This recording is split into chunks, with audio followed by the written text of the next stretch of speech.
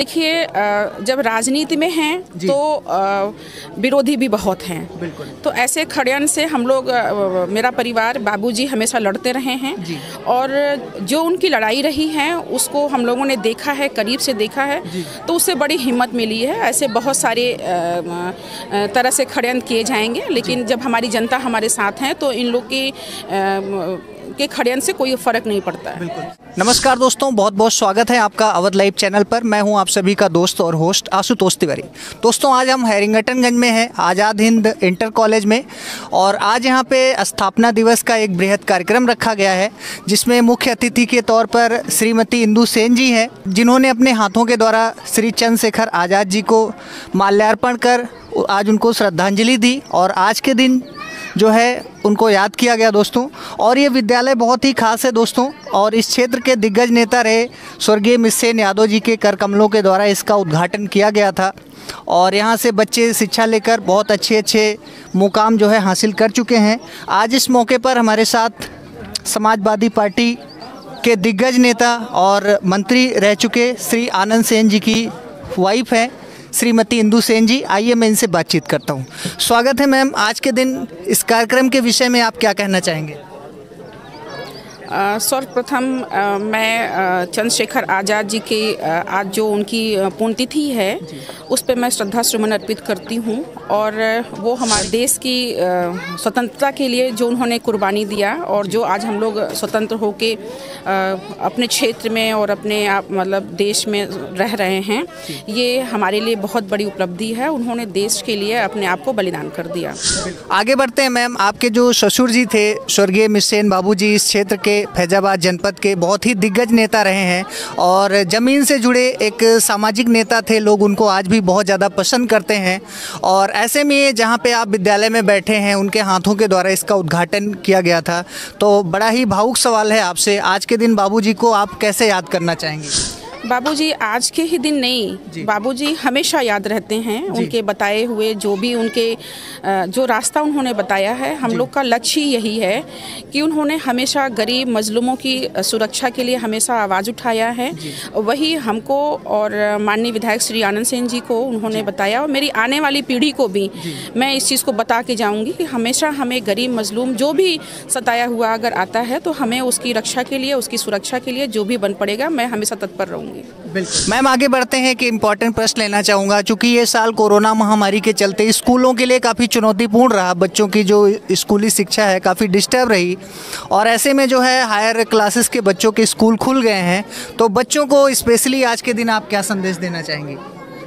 ये बहुत बड़ी विडम्बना है कि कोविड-19 की वजह से जो हमारे बच्चे हैं, खासकर रूरल एरिया में जो हैं, अर्बन में तो फिर भी उनको नेटवर्क मिल जाता है, वो मीट और जूम से उनकी पढ़ाई हो जाती है, परंतु जो अर्बन रूरल एरिया है वहाँ पे नेटवर्क नहीं रहता है और उनकी पढ़ाई के लिए बहुत ही बाध्यता हो जाती है, और ऐसे टाइम पे विद्यालय बंद है, तो ये बहुत बड़ी विडम्बना है। और जैसा कि जो गाँव में है ज़्यादातर लोग किसान लोग रहते हैं, गरीब लोग रहते हैं, वो अपने बच्चों को इतनी सुविधा नहीं दे पाते हैं, बहुत सारी परेशानियों को वो फेस करते हैं, लेकिन फिर भी मैं उन माताओं पिताओं से चाहेंगे और हम सबकी जिम्मेदारी बनती है कि जब बच्चे शिक्षित होंगे तभी देश का विकास होगा।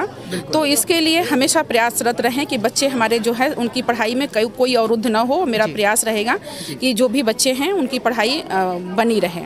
तो दोस्तों, कहते हैं कि मैं अकेला ही चला था जानिबे मंजिल, मगर लोग साथ आते गए और कारवां बन गया। मैम, आगे बढ़ते हैं। आपसे बात हो और बिना किसी राजनीतिक बात के जो है बात कुछ अधूरी सी लगती है। यूपी में जो है आजकल पंचायत चुनाव की सरगर्मियां बहुत ज़्यादा तेज हो गई हैं।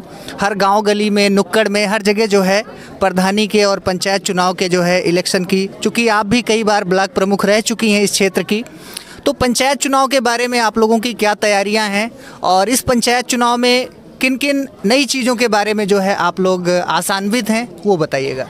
देखिए, पंचायत चुनाव में हम लोग बढ़ चढ़ के हिस्सा लेंगे जी, और जो भी षड्यंत्रकारी हैं उनके षड्यंत्र को कहीं भी सफल नहीं होने देंगे।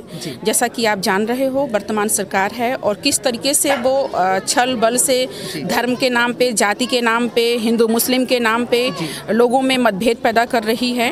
तो मैं जनता से अपील करूंगी कि इन सब से ऊपर उठ के और अपने हमारे क्षेत्र का, हमारे समाज का कहाँ से हित होता है उस चीज़ को ध्यान में रख के अपने वोट को पोल करें। मैम, आगे बढ़ने से पहले एक आखिरी सवाल आपसे मैं लेना चाहूँगा, चूँकि पिछला कुछ समय मैम आपके परिवार के लिए व्यक्तिगत जो है काफ़ी चुनौतीपूर्ण रहा है, और ऐसी चुनौतियों में किस तरीके से आप लोग जो है अपने आप को संभाल रहे हैं और फ्यूचर को लेकर आपकी क्या प्लानिंग है, क्या विजन्स हैं, वो बताइए। देखिए, जब राजनीति में हैं तो विरोधी भी बहुत हैं। बिल्कुल। तो ऐसे षड्यंत्र से हम लोग, मेरा परिवार, बाबूजी हमेशा लड़ते रहे हैं और जो उनकी लड़ाई रही है उसको हम लोगों ने देखा है, करीब से देखा है, तो उससे बड़ी हिम्मत मिली है। ऐसे बहुत सारे तरह से षड्यंत्र किए जाएंगे, लेकिन जब हमारी जनता हमारे साथ हैं तो इन लोग के षड्यंत्र से कोई फर्क नहीं पड़ता है। मैम, हमसे बातचीत करने के लिए, अपना समय देने के लिए आपका बहुत बहुत धन्यवाद। Thank you.